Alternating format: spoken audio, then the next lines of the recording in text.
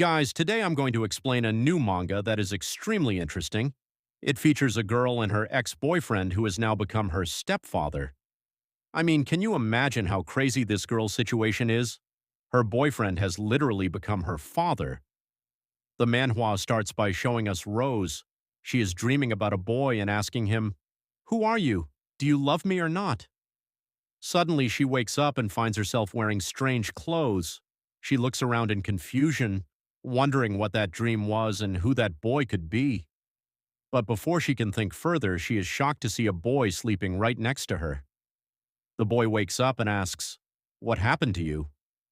Then we see another girl sitting on the sofa who asks, "What's wrong with you two?"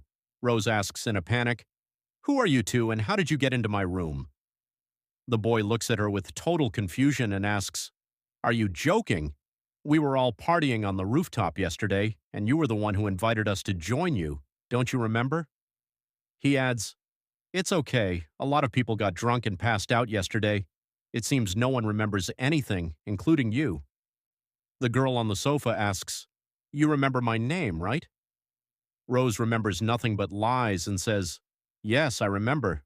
Your name is Cassie, right?" Hearing this, the boy laughs and realizes she truly remembers nothing. The girl gets irritated and says, "My name is Geneva." Next, the scene shifts to a beach where people are enjoying themselves and playing football. Rose is there too, staring blankly at her phone. Her friends remind her, "You came here for a vacation, and now it's almost time for you to leave. Before you go, enjoy yourself and visit all the hotels and spots while you still have time." Suddenly, a guy walks up and says, "Anyway, your hair looks like a broom. You should visit a beauty parlor." Rose's blonde friend snaps back, "Shut your mouth and get out of here." Rose ignores them because she is looking at her phone. A call is incoming from Cian Jion. She hesitantly picks up. Cian says from the other side, "Why are you treating me like this? You picked up my call once in a month. Do I deserve this treatment? You act like you're busy, but your Instagram shows you're enjoying yourself a lot." Irritated, Rose asks, "What do you want? Why did you call?" Cian ignores her question and asks, "When are you coming home?" Rose replies, "I'll be back before the first semester starts." Cian mentions, "Something interesting is happening at home. If you want to know, come back quickly." Rose asks what happened, but Cian replies, "You'll see when you get here. It's complicated to explain." Rose is left confused. Her friend asks, "Who was that? Was it your dad?" Rose says, "No, I don't have a dad." The friend asks, "Is it that Korean boyfriend?" Rose snaps, "No, I don't have a boyfriend. He's just a college friend," and tells her to stop talking nonsense. Rose starts worrying if something happened to her mom. She searches for Flora Hotel on Google. This hotel belongs to her mother's family. They own 30 luxury hotels worldwide featuring rooftop pools and bars. Rose is the 22-year-old daughter of the company's chairperson, and she promotes her mother's company through social media. Rose tosses her phone aside, looks at the blue sky, and thinks, "It seems something very interesting is happening in Korea." Rose returns to Korea. She knows she is more than just a college student. She is the next heir to her mother's company. At the airport, a driver picks her up. "Hello, madam. You're back early this time. Usually you stay for 2 months." Rose replies tiredly, "I just felt like coming back early." She asks the driver, "How is mom? Is she okay? I didn't tell her I was coming because I want to surprise her." The driver looks shocked, gives a fake smile, and says, "Yes, yes, everything is fine." His tone makes Rose suspicious, but she brushes it off. We see Rose's house, a massive, beautiful mansion where only 2 people live. Rose enters feeling exhausted. She calls for the butler to take her luggage upstairs, but no one answers. She assumes everyone is out. As she heads upstairs, her foot hits a pair of shoes and she almost falls. She is startled. What are men's shoes doing here? She hears strange noises coming from upstairs. She tries to reassure herself, but through a slightly open door, she looks into her mother's room. She sees her mother, Sarah, sleeping with a strange man, and the man is kissing her mother intimately. Rose's heart stops. It feels like she's been struck by lightning. She never imagined seeing her mother like this with a stranger. She had seen many bad things in life, but never this. The man and Rose's mother notice her. They are both stunned. The man wonders, who is this girl? Rose feels like her happy life has been completely ruined. Imagine seeing your mother with a guy who looks like he's your age. It felt disgusting to her. Later, Rose talks to her mother. She asks, "Do I have to talk to that guy?" She questions her mother. "What happened to you suddenly? You were never like this. You met many guys before, but you never brought them home. Why him?" Sarah replies, "The guys before were useless. I was just using them. That's why I never introduced them to you. But this guy is different." Rose scoffs. "What's so different? Does he have a tattoo on his back that you like?" Sarah is surprised. "Wow, you noticed the tattoo already? Well, kids these days get tattoos, don't they?" Rose retorts, "Maybe, but why are you dating him? He has terrible taste. Do you even know how old he is or what he does for a living?" Sarah calmly says, "He is 24 years old." This is a huge shock for Rose because she is 22. He is only 2 years older than her. Sarah continues, "I've been alone for 20 years and I don't like it. He is the one who filled my loneliness. I raised you alone for 20 years, and now I want someone to be with us." Rose asks in horror, "Is he going to live with us?" Sarah smiles and confirms, "Yes, he will live with us." Rose's mood is ruined. While she looks at a family photo, the guy, Yan Wu, approaches her and asks, "How are you? Did you have a good talk with your mom?" Rose gives him a disgusted look and says nothing. Yan Wu says, "I heard about you from your mother, but I didn't think we'd meet so soon." Rose tells him coldly, "Look, I know my mom told you to be nice to me, but I can't accept this. Stay away from me. Once my semester starts, I'll be gone. Until then, don't talk to me." She leaves without listening to him. Sarah laughs and tells Yanwu, "Don't worry, she's just acting cold. She'll talk to you later." The scene shifts. Rose meets Cian, the guy from the phone call. She asks, "Was this what you were talking about?" Cian is confused. Rose says, "My mom hooked up with a young guy." Cian is shocked. "Are you serious? Mrs. Lee? Sarah?" Rose asks if that's why he called her. Cian laughs it off. "No, I was just joking." Rose gets angry, thinking he's playing with her. She tells Cian that the guy is 24. Cian is stunned. "That's half your mother's age, but your mom deserves respect. She was alone for 20 years. Rose tells him to shut up. Cian asks what the guy is like. Rose thinks back and describes him. If you look into his eyes, it feels like the whole ocean is there. He looks very sad, but also much more mature than a 24-year-old. While walking outside, they overhear a conversation between a receptionist and a worker. The receptionist says they need handsome men for a meeting with Japanese clients. The worker suggests, "Send Yan Wu." The receptionist replies, "He quit. He was perfect for this, but he went off with a rich lady. He has a way with older women. They go crazy for his affection." Cian tries to hold back his laughter, but Rose feels sick. The older lady they are talking about is her mother, and Yanwu is her future stepfather. Cian senses her discomfort and tries to joke. "Maybe the Yanwu they mentioned isn't the same one at your house?" Rose returns home feeling extremely uncomfortable. She remembers Cian telling her not to think too much, but reality is harder. Suddenly, she hears noises coming from the master bedroom, her mother's room. She thinks, how disgusting. Even in a billion-dollar house, we don't have soundproof walls. She considers going into her room to block it out, but then she remembers what the receptionist said about Yanwu making older women crazy. She walks toward the room, curious to see what is so special about this guy. She wonders if her mother even knows what kind of person he is, but the sounds make her lose her mind. She thinks, if I see my mom with him like that, I'll never be able to face him. She runs to her room and tries to find her headphones to ignore everything. Meanwhile, inside the room, Yanwu asks Sarah, "We are being so loud? Won't it disturb Rose? What if she wakes up?" Sarah dismisses it, saying, "Don't worry about that. Just keep doing what you're doing." The next morning, while having breakfast, Rose drops her spoon. When she looks down to pick it up, Yanwu is already there. He had sat on the floor to help her. "I'll get it, you stay seated," he says. Rose feels incredibly uncomfortable. She thinks, how is this so normal for him? I've been back for 2 weeks and I still hate it, but he has blended in so quickly. He treats the staff and me so well. As Rose prepares to go for a jog, Yanwu hands her a bottle of warm water. "Here, take this. It's cold outside and I don't want you to catch a cold." Seeing all of this, Rose feels extremely disgusted. She goes to her car, fuming with rage. She wonders why he is acting this way when she clearly told him not to talk to her. He behaves as if he's very close to her or as if he's her father, which deeply bothers her. Rose thinks she should just stay at a hotel, but then she worries the staff will gossip. They'll wonder why she left her own home and assume she had a massive fight with the chairwoman. This makes her even more frustrated as she struggles to figure out what to do.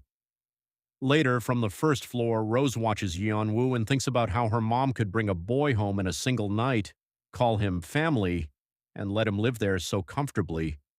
She assumes people like him are just those who serve drinks at bars to make ends meet, and believes there is no place for them in her home. Just then, Yeonwoo accidentally bumps into a table and spills water. As he bends down to wipe it up with a towel, Rose watches him from above with disdain, thinking that cleaning is all he's good for. Despite herself, Rose's eyes drift toward Yeonwoo's backside as he's bent over. Just then, the nanny calls out to him. Even though Rose hasn't committed any crime, she reflexively ducks and hides on the first floor. The nanny asks him, "Why are you cleaning this? I'll do it." But Yeonwoo insists, "No, it's fine. You must be busy. I dropped it so I should clean it." The nanny praises him for being well-mannered and asks what he'd like to eat since she's going grocery shopping. Yeonwoo tells her she should ask the other family members instead, but the nanny insists, "You live here too, so you have every right to decide what you want to eat." This doesn't make Yeonwoo feel any better, but he gives her a forced smile. Later, Rose is shown looking very distressed. Her mind is racing with so many thoughts that she feels like her head might explode. After spending a long time in the bathtub to calm down, she finally feels a bit better. She comes out wrapping a towel around herself. However, as she steps out of the room, she is completely shocked. She sees Yeonwoo standing there holding her bra in his hand. Rose's face turns dark with an unreadable expression. On the other hand, Yeonwoo panics instantly. He drops the bra, turns his face away, and stammers, "It's not what you think. I know this looks wrong, but I can explain. Please, put some clothes on first." His voice is trembling with fear. Rose doesn't listen to him. Still in her towel, she walks right up to him, points a finger at him, and puts her hand on his chest, demanding, "What exactly were you doing here?" Yeonwoo, terrified, keeps his eyes shut and tries to explain that she's misunderstanding the situation, but before he can say another word, Rose slaps him across the face. The slap leaves Yeonwoo completely blank. It takes him a moment to process what just happened. Once he regains his senses, he immediately starts apologizing. Rose cuts him off and says, "Look, I'm not even angry at you. I just felt like slapping you, so I did. Now what? Are you going to go complain to my mom? Or are you going to slap me back because I hit you for seeing me naked?" She continues, "You can't do anything anyway. As long as you live in my house, I will keep tormenting you because I hate looking at your face. Just seeing you makes me uncomfortable in my own home." Yeonwoo stands there silently. Rose thinks to herself that it must be humiliating for him to be slapped by a girl 2 years younger. She tells him, "Listen carefully. It's your choice. Either leave on your own or I will kick you out." As she turns to leave, Yeonwoo suddenly drops to his knees and grabs Rose's feet. He begs, "Please forgive me. Please listen to me. I didn't do this on purpose. The door was slightly open and I called out to you, but you didn't answer. I thought no one was in the room, so I came in. I saw it had fallen on the floor, so I picked it up to put it back." Rose's anger suddenly vanishes, replaced by confusion. She wonders what's wrong with him and why he's prostrating himself like this. It doesn't look like he's acting. It feels as though he has done this thousands of times before, begging for mercy like someone whose life depends on it. And she grabs his leg with teary eyes and pleads, Please don't tell the chairwoman now. I'll do whatever you say. Then she grabs his face daily and turns it towards her, looking into his eyes filled with intense emotions. After that, in a cold voice, she tells him every day, "Get out of this room." But Yoon is trying to explain in a trembling voice. Rose says, "I said get out of this room." Then Yoon can't say anything more and slowly leaves the room. Rose sighs deeply and notices that next to her cupboard, a lot of clothes have fallen on the floor. Then she realizes what must have happened. We are shown a flashback a little while earlier where the nanny tells Yoon, "I have a lot of work," and Yoon is there too, saying, "Let me help you. Tell me what help you need." The nanny says, "Yes, I need help. What are you doing? I just ironed these clothes, so go put them in young madam's room." Yoon had been called from outside many times but got no response, so he went inside and placed the clothes there, but some clothes accidentally fell down. He was picking them up, and when he was lifting a bra, Rose comes out of the bathroom in a towel. She catches him in this awkward position. Then Rose thinks, "What's the use now? I've already threatened him a lot and scolded him badly. No point thinking now, let it go. By now he must understand there's no place for him in our house." But still, the thought doesn't leave Rose's mind about how quickly he fell at her feet, begging for forgiveness, even though it wasn't his fault. Rose starts looking at her hands, the hand with which she slapped him, and her hand has turned completely red. Rose feels something she can't understand. It wasn't satisfaction, but she doesn't know what it was. She rubs her hands because they feel very strange and itchy, and blood starts coming from scratching them so much. She wonders why she's feeling like this. After that, Sarah comes home and calls both of them asking, "What did you two do when I wasn't home?" Rose avoids eye contact, but Yoon acts completely normal, as if nothing happened. Rose notices there are no slap marks on his face and thinks maybe she didn't hit hard. Sarah asks, "Did you ignore him?" Rose says, "What else could I do with this man?" Sarah gets very angry and says, "What tone is this? Why call him this man? Respect him." Sarah starts scolding her daughter. Yoon doesn't like that she's getting scolded because of him, so he tells Sarah, "It's okay, she didn't do anything wrong. Everything is normal." But Sarah doesn't listen and shuts him up, telling Rose, "Like it or not, you have to accept it. He is now a family member in our house." Rose glares dangerously at Yoon, thinking this is all happening because of him. The scene shifts and we see music, some people drinking, enjoying drinks because their semester is about to start, so they're enjoying freedom beforehand. Rose has also gone there. She had no plan to go, but her mom said if she doesn't go anywhere, the three of them, Yoon, Rose, and Mom, will have dinner together. Rose didn't want to spend even a little time with Yoon, so she thought she'd go with friends to the party. Her friends gesture, "Hey, look over there, someone's come." We feel like we know him, but also not. Rose turns and sees it's none other than Jun. Her friends say, "Hey Jun bro, where were you? You had no plan to come, but good you came. Your hair has grown so long we couldn't recognize you. You've become so tall. Come sit. We'll enjoy drinks here." There's a girl who says, "Let's change seats to make space for him." But Jun says, "No, I'll sit somewhere else." Instead, he goes to Rose, playfully pats her head lovingly and sits next to her. Rose doesn't react much. Jun stylishly picks up the alcohol bottle, opens it coolly, and pours drinks for everyone lovingly, saying, "You can see my love through my drinks." But Rose's face isn't happy at all. Her mood is completely spoiled seeing this. Jun is the son of a big construction company owner, and that's how Rose knows him. They became good friends because they were in the same class in the same semester. Jun is a very interesting person, very engaging, listens well, but a bit careless type, yet a really good guy, Rose felt. So their friendship became strong. The scene shifts to the present where everyone says, "Let's do one more round and take a pic with drinks." Then Jun feels someone rubbing their foot on his leg. He looks and sees it's Rose's foot. The girl asks, "What should we do after this?" Jun says, "I have work, so I have to go."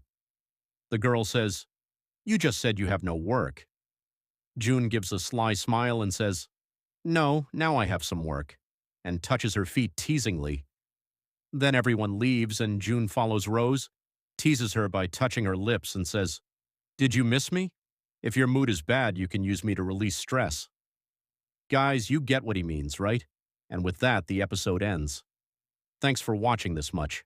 Bye.